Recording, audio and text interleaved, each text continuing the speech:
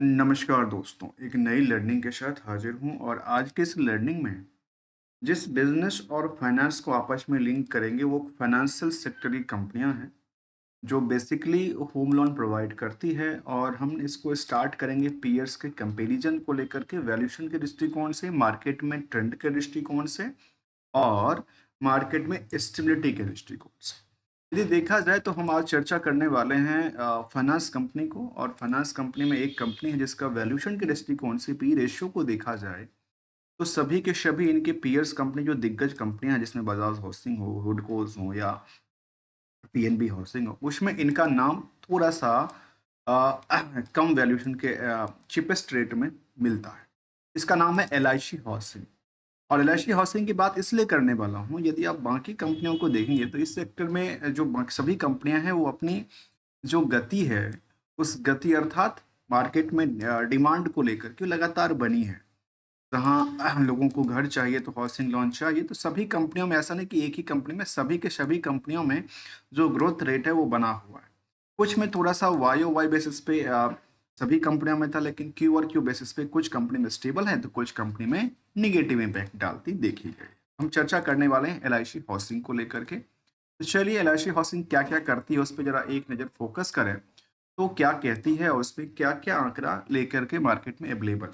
यदि हम एलआईसी की बात करें तो एलआईसी की सब्सिडरी कंपनी है एलआईसी हाउसिंग फाइनेंस।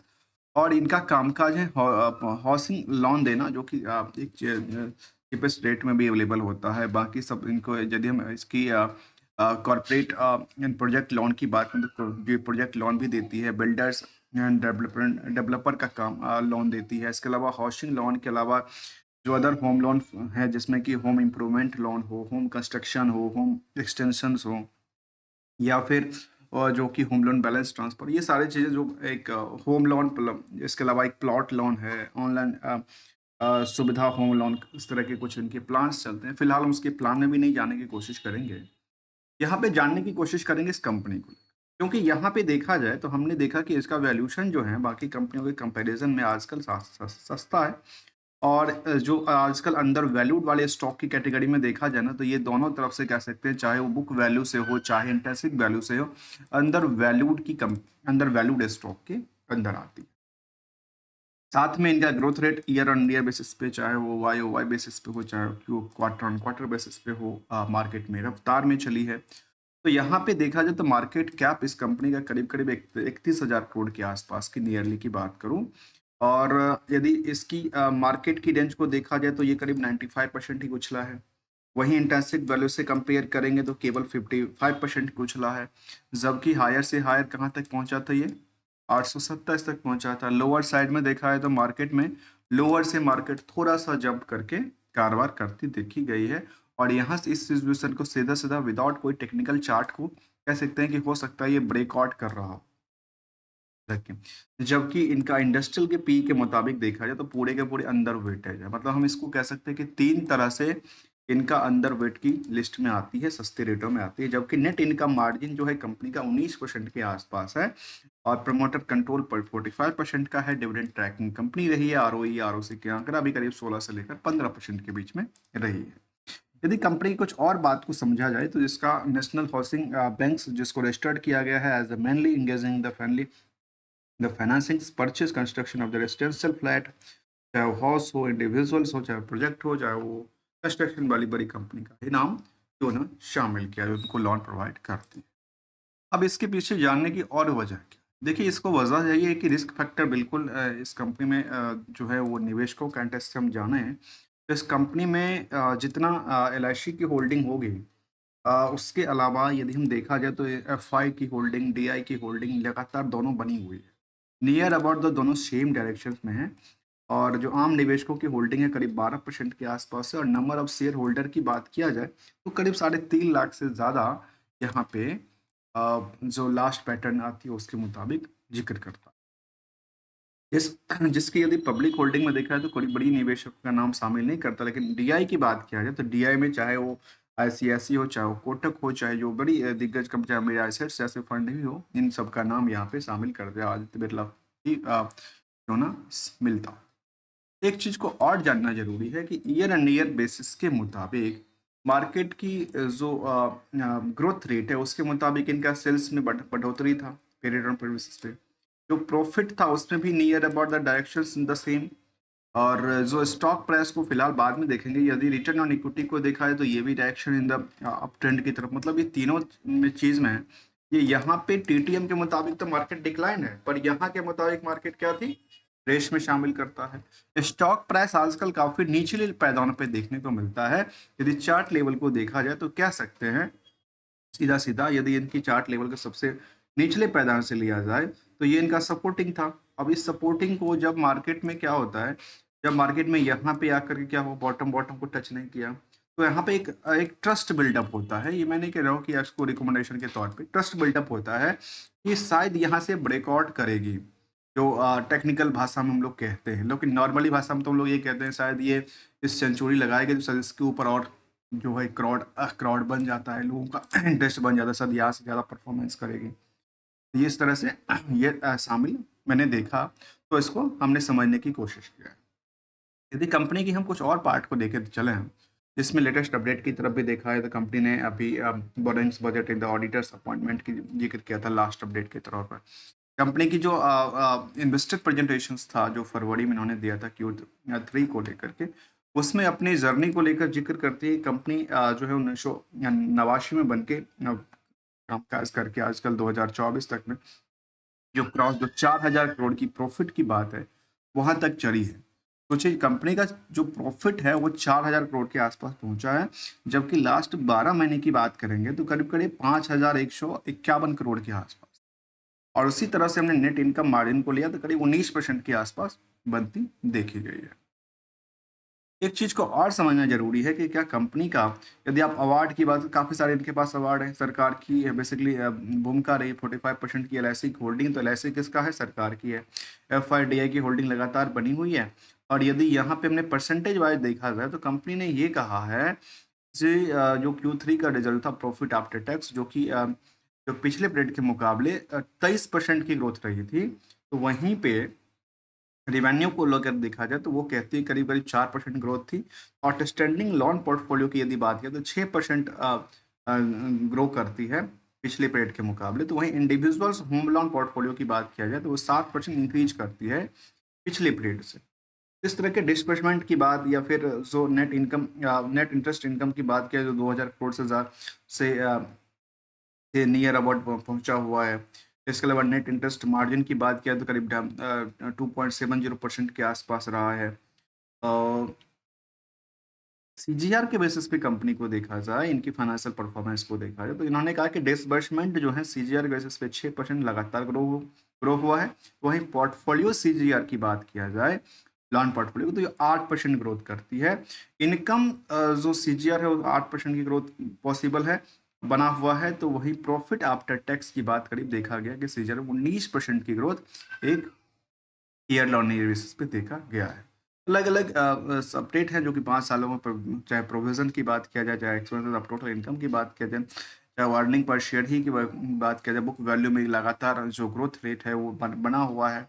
जहाँ पे बुक वैल्यू के मुताबिक करीब 360 रुपये का हुआ करता था, आजकल वो 570 रुपये तक पहुंचा है 2024 की बात किया जाए। कंपनी की प्रेजेंस की बात, लार्ज जो प्रेजेंस की बात किया जाए तो उसमें नॉन रीजन को रीजनल ऑफिस 23, बैक ऑफिस 44, करीब सर क्लस्टर्स ऑफिस हैं 307 एरियाज ऑफिस, रेप ऑफिस के इन दुबई की बात भी शामिल कर, मतलब दुबई में भी कंपनियां कामकाज करती है। इसके अलावा इन अलग अलग ईयर में जो नंबर ऑफ मार्केटिंग ऑफिस हैं उनको लेकर उन्होंने अपनी प्रेजेंस की जिक्र किया है।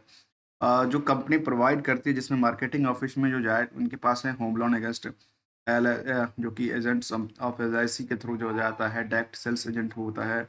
इस तरह से इनका कुछ जो पैरामीटर्स होता है अपनी प्रोडक्ट को सेल करने के, होम लोन प्रोवाइड करने के, उसके अलग अलग इनका ग्रोथ रेट की बात करती है। इसके अलावा यदि हम इनकी कुछ और पार्ट को देखने की कोशिश करें, जहां हमने वाई की ग्रोथ को देखा, 9 मंथ ग्रोथ को देखा, वहीं पे कन्वर्टेबल डिबल उन्होंने चर्चा किया था। इसके अलावा यदि हम इनकी क्लासिफिकेशन एसेट्स की बात किया, जहाँ पे एक्सपोजर एट द डिफॉल्ट की बात किया जाए, जहाँ पे ये कुछ पैरामीटर इन्होंने परसेंटेज ऑफ दिया था, जहाँ पे इनका कुछ डिसबर्समेंट में इसमें डिसबर्समेंट था क्या था, क्लासिफिकेशन ऑफ एसेट्स की उन्होंने जिक्र किया था कि इनके एसेट्स ये इनका अवेलेबल्स है जो कि इनके पास। इसके अलावा जो हमें पीयर्स कंपनियों के मुकाबले जो बेटर लगा वो ये था कि एक तो इनका वैल्यूएशन आजकल काफ़ी सस्ता है, दूसरी तरफ इनका बुक वैल्यू और इंटरेंसिक वैल्यू से अंडर वैल्यूड है, ओवर वेटेज भी नहीं है, अंडर वेटेज है। जो बाकी कंपनियों के ऑन एवरेज देखा जाए तो यहाँ पे थोड़ा सा दबाव ये पड़ा है, जो इनका जो डेट टू इक्विटी है वो थोड़ा सा ज़्यादा है, जिसकी वजह से ये जो परसेंटेज है वो भी और कम हो सकता है यदि इसको हम कम करता है। Growth year and year basis का हो, ग्रोथ वाई वाई बेसिस का बना हुआ है। और जब मार्केट की रेंज की बात करेंगे पूरे के पूरे पीयर्स चेन को, तो 52 वीक की हाई से लेकर के 52 ऑल टाइम हाई से कंपेयर करेंगे तो मार्केट में केवल 31% की गिरावट रही है from the top of the price से। वहीं पे कुछ ऐसी भी कंपनी थी जो कि नॉमिनल जीरो के आसपास रहा है, तो कुछ कंपनी ऐसी भी रही है जो कह सकते हैं कि उससे ज़्यादा भी गिरावट, जहाँ पे 43% तक की गिरावट रही है, जिसमें कि हुडको जैसे बड़ी दिग्गज नाम शामिल हो, जिसका मार्केट कैप इसके कंपैरिजन में काफ़ी ज़्यादा जिक्र करता है। 9,000 करोड़ ज़्यादा उनका बनता है। नेट इनकम मार्जिन की तरफ से देखा है तो बाकी कंपनियों के ऑन एवरेज में सभी कंपनियां 25 से 20% से लेकर करीब 42-45% तक की ग्रोथ लेवल बनाती है। तो यहाँ पे इनका जो नेट इनकम मार्जिन है वो थोड़ा सा कम जिक्र करता है, उसके हिसाब से हो सकता है थोड़ा सा यहाँ पे दबाव बनता दिखे दूसरे कंपनी के ऑन एवरेज के मुताबिक। तो हमने इस कंपनी को लेकर के थोड़ा सा समझने की कोशिश किया। रिस्क फैक्टर की बात किया जाए तो कुछ कंपनी में रिस्क फैक्टर है जहाँ पे इंटरेस्ट रेट थोड़ा सा हायर की बात किया जाता है, डिलीवरी पुअर सेल्स रहा है कुछ पीरियड में, लोअर इक्विटी रहा है कुछ पीरियड में, और कंफर्टेबिलिटी की बात किया जाए तो इंटरेस्ट कॉस्ट भी थोड़ा सा इनका हाइक भी बना हुआ दिखता है। यदि कंपनी की डिविडेंड रेगुलर इनकम की बात किया जाए जो कि 155% तक यहाँ दर्ज करती है, और एक टाइम फ्रेम के मुताबिक हम ये भी देखेंगे कि क्या जो इसकी सेगमेंट वाइज की जो बाकी कंपनियां हैं उनका रेशियोज क्या कहता है और इनका रेशियो क्या कहता है। यदि हम केवल डिविडेंड पर्पज से देखा जाए, इसको डिविडेंड यील्ड के पर्पज से देखा जाए, तो साल दर साल देखा जाए 2020 हो, 21 हो, 22 हो, 23 हो, 24 हो, लगातार कुछ ना कुछ दिया है। जो कि अभी रिसेंटली की बात किया तो 24 में उन्होंने 9 रुपये तक का डिविडेंड पे आउट किया था।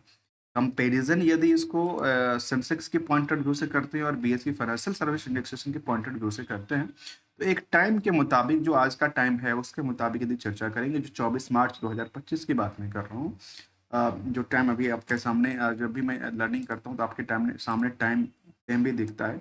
इस टाइम फ्रेम के मुताबिक जो ग्रोथ रेट है वो इसमें परसेंटेज ऑफ गेन ये दिखता है, परसेंटेज ऑफ जो है वो लॉस ये दिखता है। एक तरह से कह सकते हैं डिमांड बनी और डिमांड नहीं भी बनी एक टाइम फ्रेम के मुताबिक, जिस हिसाब से चार्ट में हम लोग देखते हैं कंपेयर करने के टाइम पे। जब आप देखेंगे तो इसको कई बार हम लोग कंपेयर करने के लिए यहाँ से यहाँ करते हैं, कई बार यहाँ से यहाँ करते हैं, तो ये इस टाइम फ्रेम की सारी की सारी सिचुएशंस क्रिएट होती है। ये कह सकते हैं कि इनको लगता है कि शायद यहाँ पे ब्रेकआउट कर रही है, क्योंकि इसका यहाँ पे सपोर्टिंग जो है वो अपने पुराने सपोर्टिंग के आसपास आके देखने को मिला है। हो सकता है यहाँ से ब्रेकआउट करे, लेकिन हमारे साइड से कोई रिकमेंडेशन नहीं है किसी स्टॉक को लेकर के जो आप खरीदो बेचो या रखो, योर मनी योर।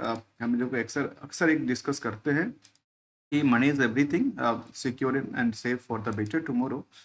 और विदाउट कोई एक सिंगल सी गोल्डन रूल को हम लोग डिस्कस करते रहते हैं, और वो हमेशा कहते हैं कि गोल्डन रूल हमेशा कहता है दोस्तों, जो जब कुछ अच्छे सामान आप लेके आते हैं ना तो आप अच्छे से घर में स्टोर करके रख सकते हैं, अच्छे पीरियड तक रख सकते हैं।